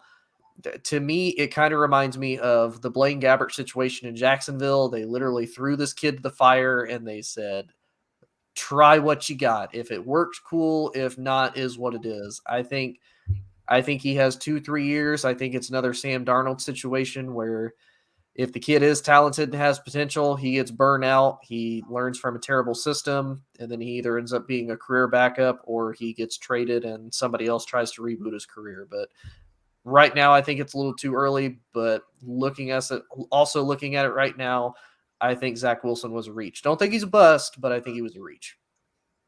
Amen. All right, what you got there, Mr. Ray? I agree. I think it's hard to judge him based on where he is, but you got to judge him based on where he is. And he's made a couple good throws, but when you take someone at number 2, and I think when we look back at this draft, these quarterbacks got a lot to talk about. Trevor Lawrence has not looked like, even though Jacksonville's awful, I thought he would be better. Zach Wilson obviously hasn't looked great.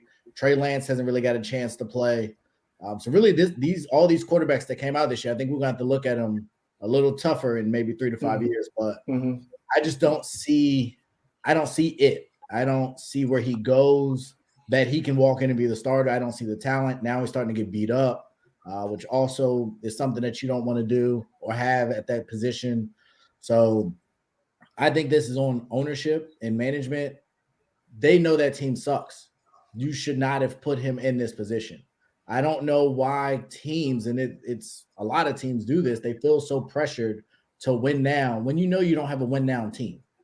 Allow him to sit. Brady sat. Rodgers sat. People sit and are successful. If you're playing realistic long game, Mahomes, like if you want these guys that you're investing so much of your future to do well, it's okay to wait. It's okay to sit.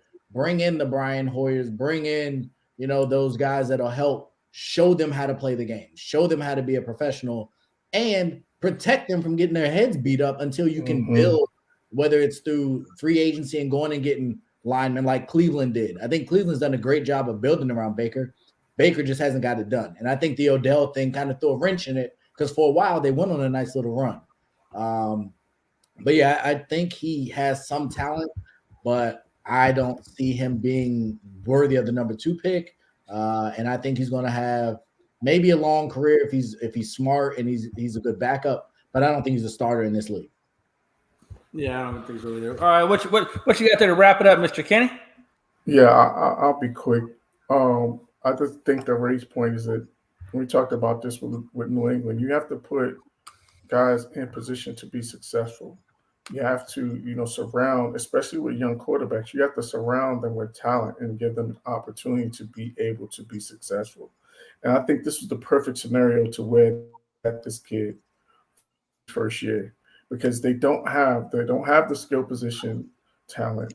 They don't have anything at running. They don't have anything at wide receiver. You got questions on the offensive line. He's already gotten beaten up to Ray's point. And I just think they should have just sat him for this year because not only that, you're taking a guy from probably one of the smallest markets in the country to the largest markets in the country. Like that's literally putting this guy, you're basically just talk about being a fish out of water. Like you're putting this guy in the belly of the beast. Like I'm a New Yorker. Like New Yorkers have no patience. Like once you're a starter, they expect you to produce. And once you don't, you're getting booed, period. End of story. So it's just that they didn't put this guy in a position to be successful. And I think that they stunted his growth. And I don't know, what's going to be the long-term effect. I think Ray made a great point is that this quarterback draft is going to be one of those drafts that we're going to look at in 3 to 5 years. And we're going to get our answers to our questions because we don't know right now. It's a lot of question marks in this quarterback draft. And there's nobody coming next year to say that there's going to be anything in this next year's draft. So it's going to be. I think the quarterbacks for this year's draft coming up are not really all that great. That's what I mean. So it's going to be even more scrutinized because next year's draft class of quarterbacks is not that good.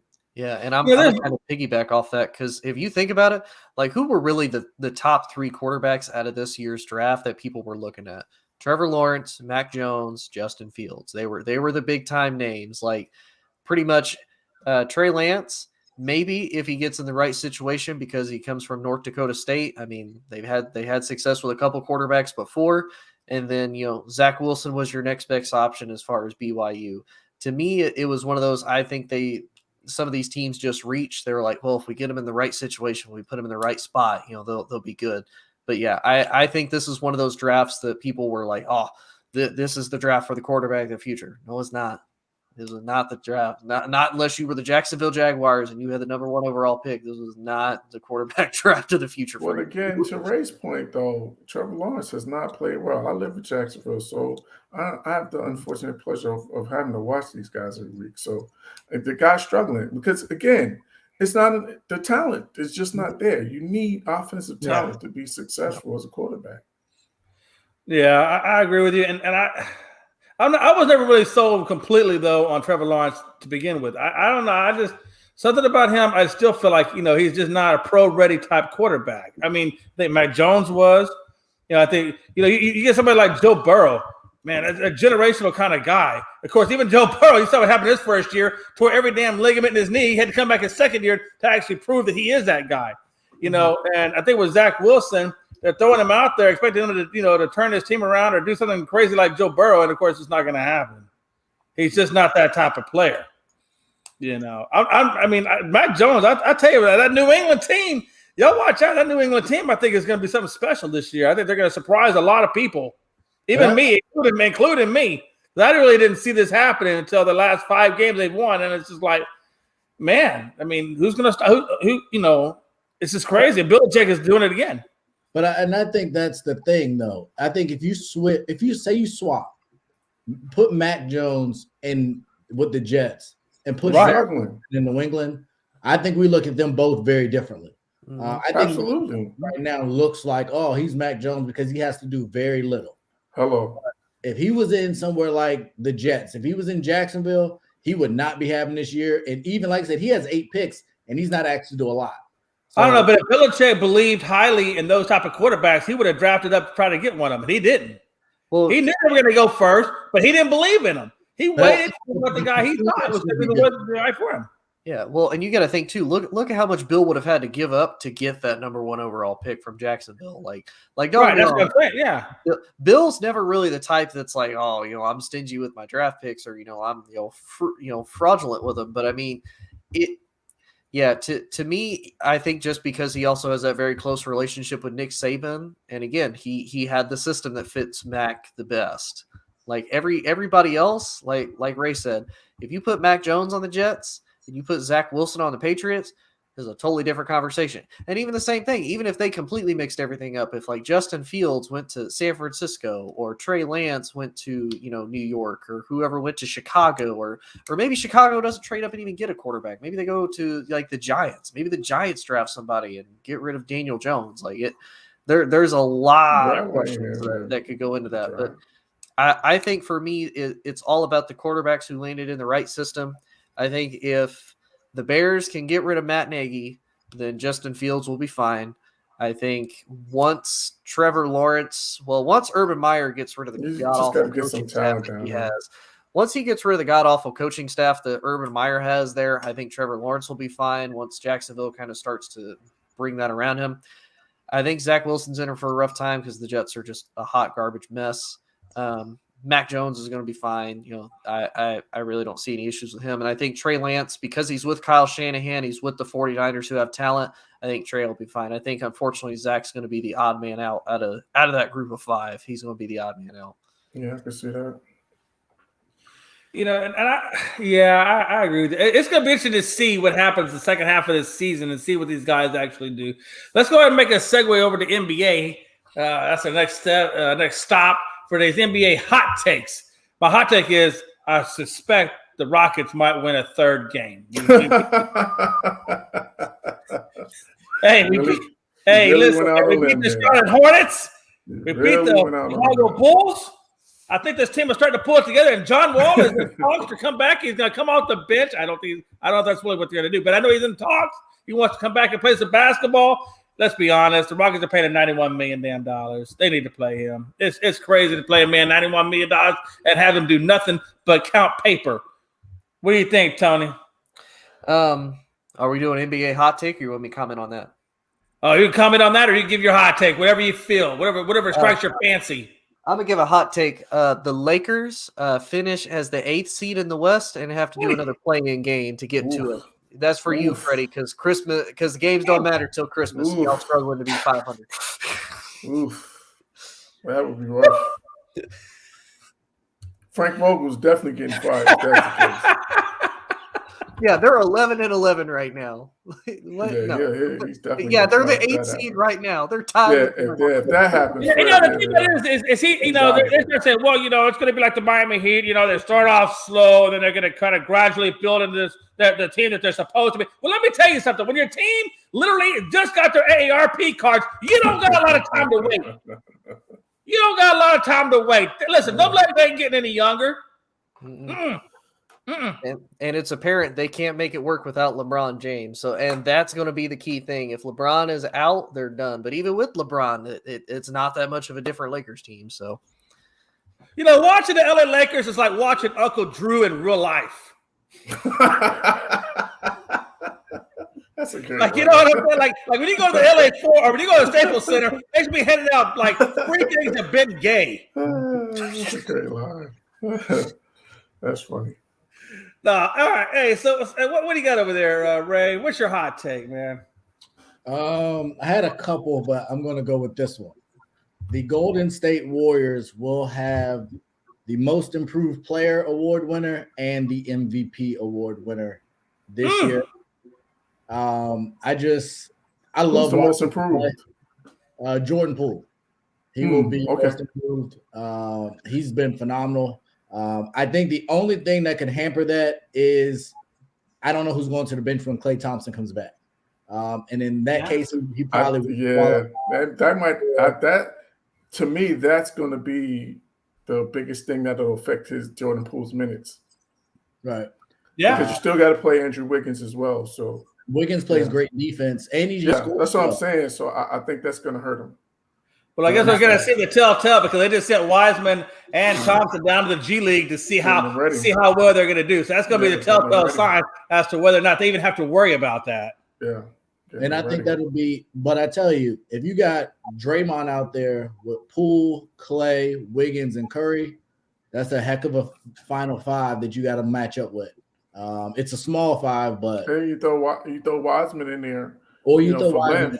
Yeah, they got some different combinations. Kerr has some great And Kerr's going to exploit all that That's stuff. what I mean. Like, he has some great combinations that he can use in terms of if he wants to go defensive, he wants to go speed lineup, he wants to, go big because he could throw Kuminga in there with Wiseman and Draymond and kind of make them a long front line. So he's got a lot of toys to play with.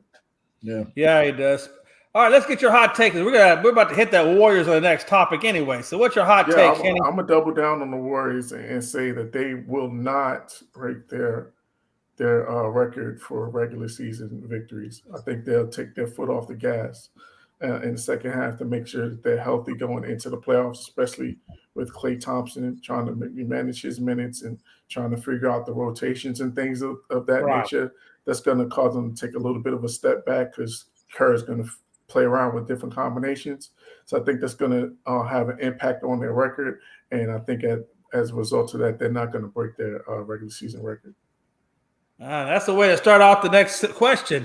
All right. Yeah, absolutely.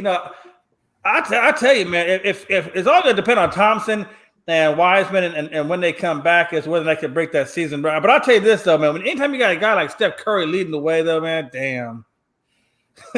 Hey, I wouldn't be surprised if they did beat it, but I just think they're going to take their foot off the gas and like I said, with the playing around in different lineups and things like that, trying to figure out the different ways they're going to beat you, getting ready for the playoffs. I think that they'll take a step back.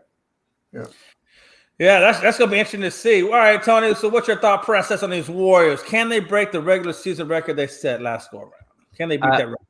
I don't think so. I mean, you have Steph playing at a significantly higher level than when they played with that, but you also had a completely healthy Klay Thompson. You had a completely healthy, Draymond Green. You had Iggy playing decent for him the last time they did that. This time around, I don't really see it. They have good pieces. They're still going to be a good young team. I think they're going to be more of a formidable opponent in the West than people probably initially thought coming into the season. But no, I don't think they beat their record. I think they probably finish as like the 2 or 3 seed in the West, more than anything.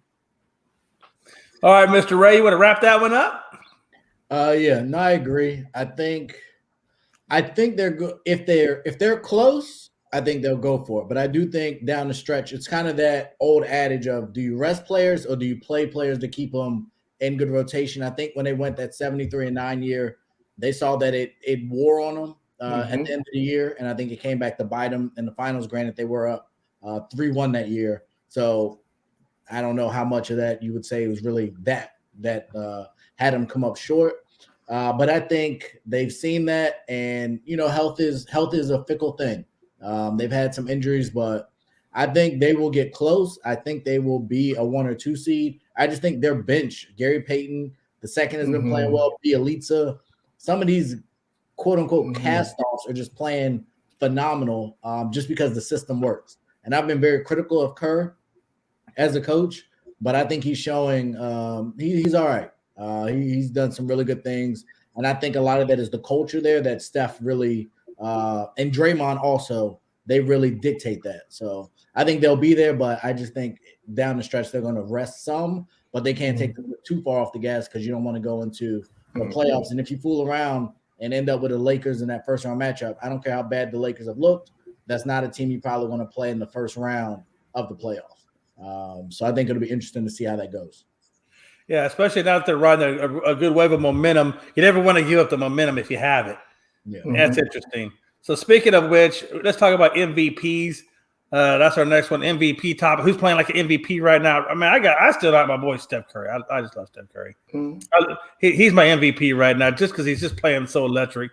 We'll start off. We'll do a reverse behind the horn this go around. We'll start off with Kenny. Kenny, who's your MVP right now? Of course you got to make a case for Steph Curry, but I got a couple other guys I'm going to throw in the mix as well. Okay. Before he got hurt, John Morant. I think he was playing at a really high level. I think he was averaging like 25-7 or something like that. So he's been playing at the MVP level as well. I'm going to put Trae Young in there too. Trae Young has been playing at a really high level. Had quite a few games, 30 and 10.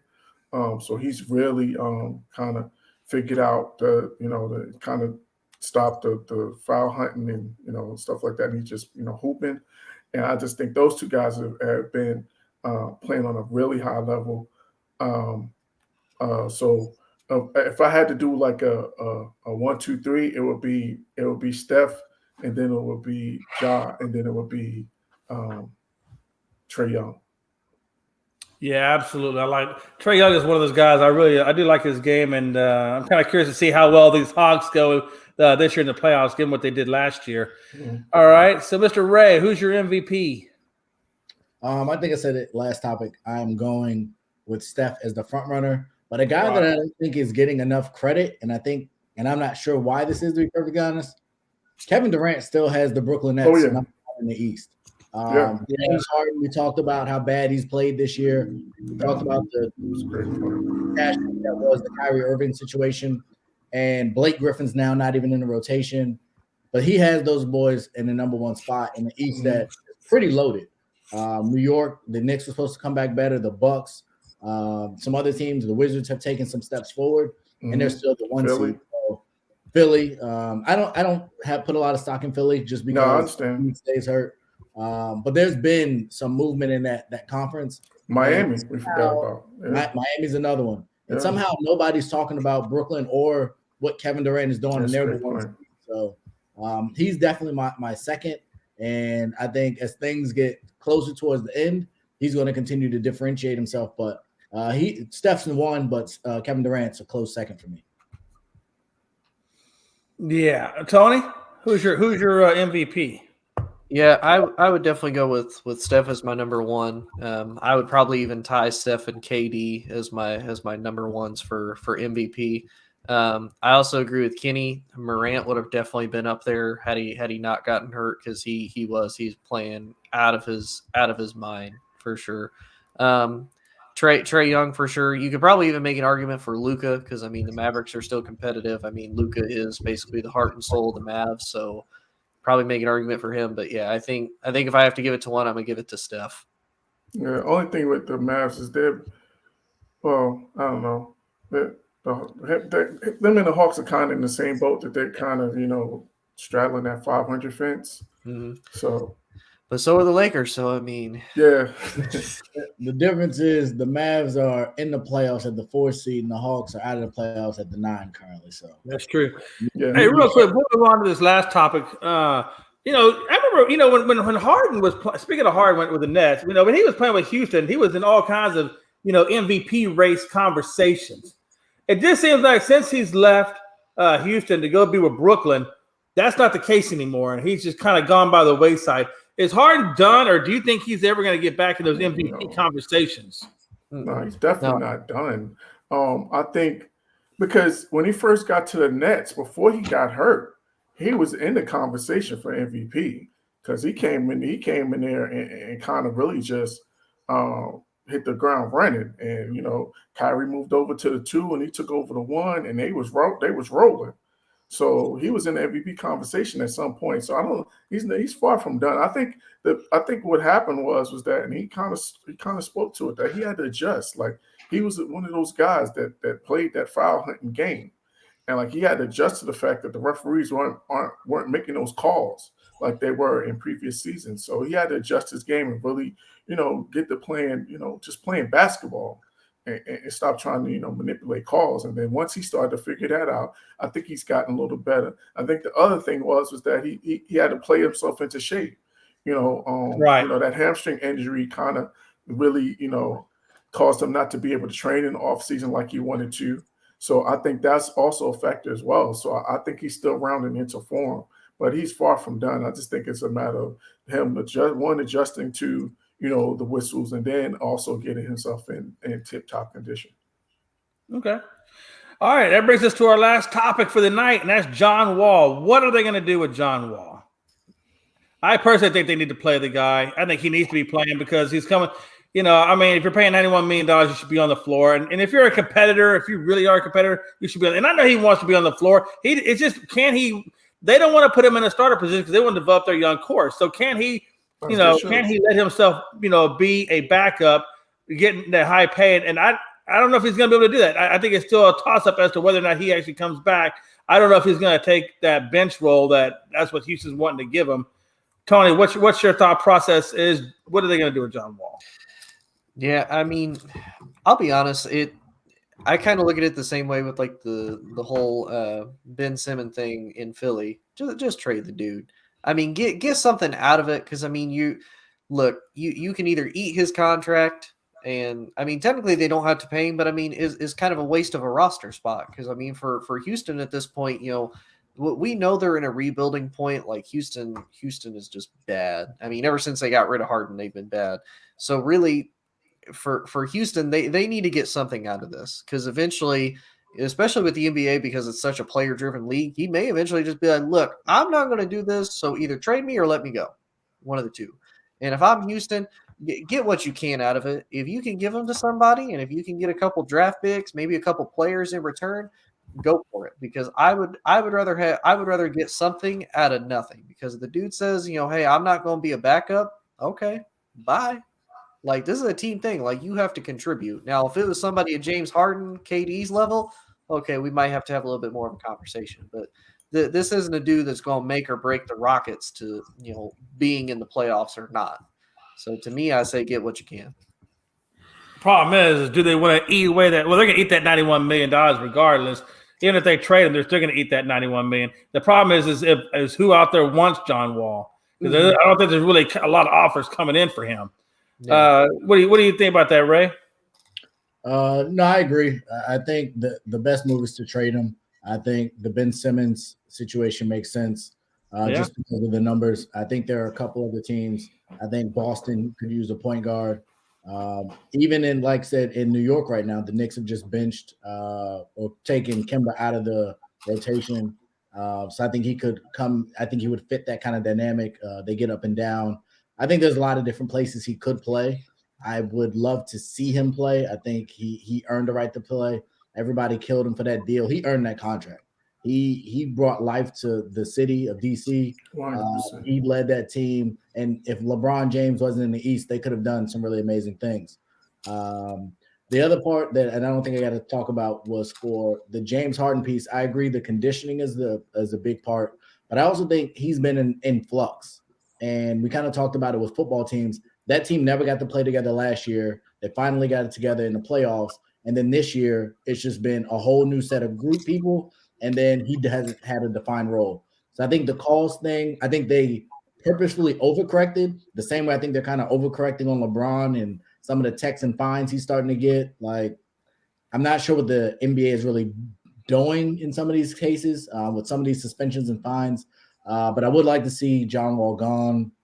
I do think it's tough to move him just because that deal is so big. And the people that you would have to move him for, like, I think he'd be a great fit in LA, but I don't think they're trading Russ back to Houston.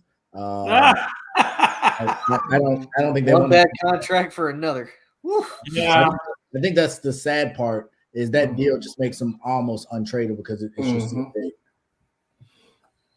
Yeah, absolutely. What do you think about that one, Kenny? What's your? Yeah, I just think that the contract is what's holding this up. Is that there's just too much money for a team. Teams are not willing to take on that much money, even if it is only for 2 years. They're just not willing to take on that much money because you gotta, in the NBA, you gotta match salaries in a deal. So that means you gotta give up. So you gotta, send some talent into Houston to get John Wall. I think the best case scenario is that, they find a way to do some type of buyout. I think that's where we're headed with this because I don't think anyone's going to make a trade for John Wall.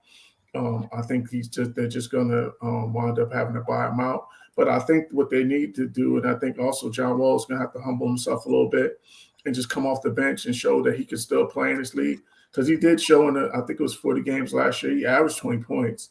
So it wasn't like, it's not like John Wall can't still play.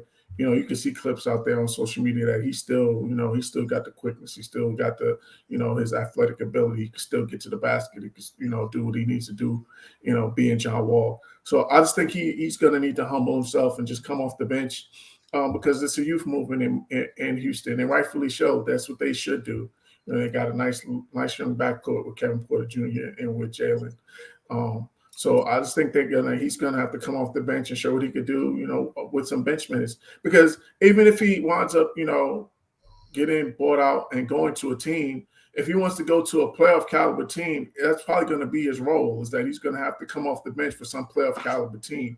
He's not going to find a situation where he could go to a team and start, I don't think. If he's going to go to a playoff caliber team, now he could go to a bad team and start. That's what he wants to do. But I think if he wants to have a chance at playing for a contender, he's going to have to accept the role off the bench. So I could even, I could see him in Milwaukee. Like, that would be a great situation for him coming off the bench, backing up Drew Holiday. I think he's an upgrade over George Hill. So I could see that as a potential landing spot for him.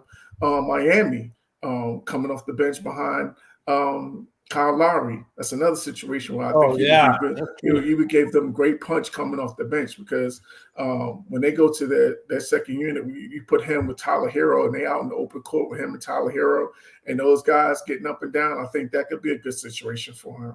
So I think there's a few teams that he could find a role on, but I just think he's just got to right now just get on the court and just play and show that he's still has that caliber of talent. He's still that caliber of talent that everyone has seen in the past before he got hurt.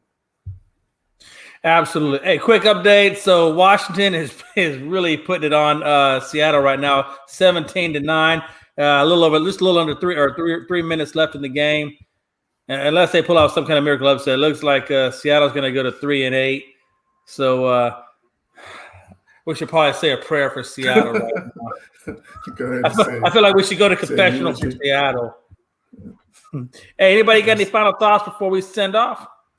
I will say, because I didn't get to comment on the James Harden thing very much. Oh, my bad. Go ahead. I thought. No, you're good. You're good. I didn't even think about it when it came to my turn the first time. So I'll be honest. I think part of it, the reason why he's not in the MVP conversation, he doesn't have to do as much now. Because you think about it, even when Westbrook went to Houston, who had to be the guy? James Harden was definitely the guy. So it's like now he can take a back seat. Yeah, KD, go do your thing. I don't have to worry about nothing. I can take a little bit more of a backseat role. I don't have to be the guy that I was back in Houston. Now, obviously, we saw in the playoffs. Does that help? Oh my God, you can't stop the Knicks offensively when that's not the Knicks, the Nets offensively when he does that. But to me, I think a lot of it's just he can play enough to where he can stay healthy. He can stay in contention throughout the season. He's not having to overextend himself and hurt himself trying to play extremely hard to keep his team competitive and to compete, because he has that legit. He's now the number 2. He kind of accepts he's the number 2, and he's okay with it because he's got KD, and they're in a good position as far as they're atop of the East. When you have KD, you're almost always going to be in contention. So he doesn't have to play to that level, and I think he's going to end up actually helping him in the long run when the Nets do go to the playoffs, because he's going to be a little bit more fresh as compared to when we saw him have to basically take on the entire Golden State Warriors by himself, and the man is just gassed by like game 4. Mm-hmm. Absolutely. All right, folks. This has been another edition of Real Talk with Tony, Ray, and my boy Kenny. And if you like our stuff, and please like, share, and comment everywhere you can. And we'll see you guys next Monday. And again, our hearts and condolences go out to all of Seattle Nation for this terrible, terrible performance that you guys have put on for us this Monday night. All right, y'all. All sports, all plays. Yeah. All sports, all plays. All sports, all plays. 365, we making a place. You talking the game, get you through the days. We're high in the court, the dime in the lane. Variety, topics, living the same. All presentation, sports information. In the airways, taking the nation. Sport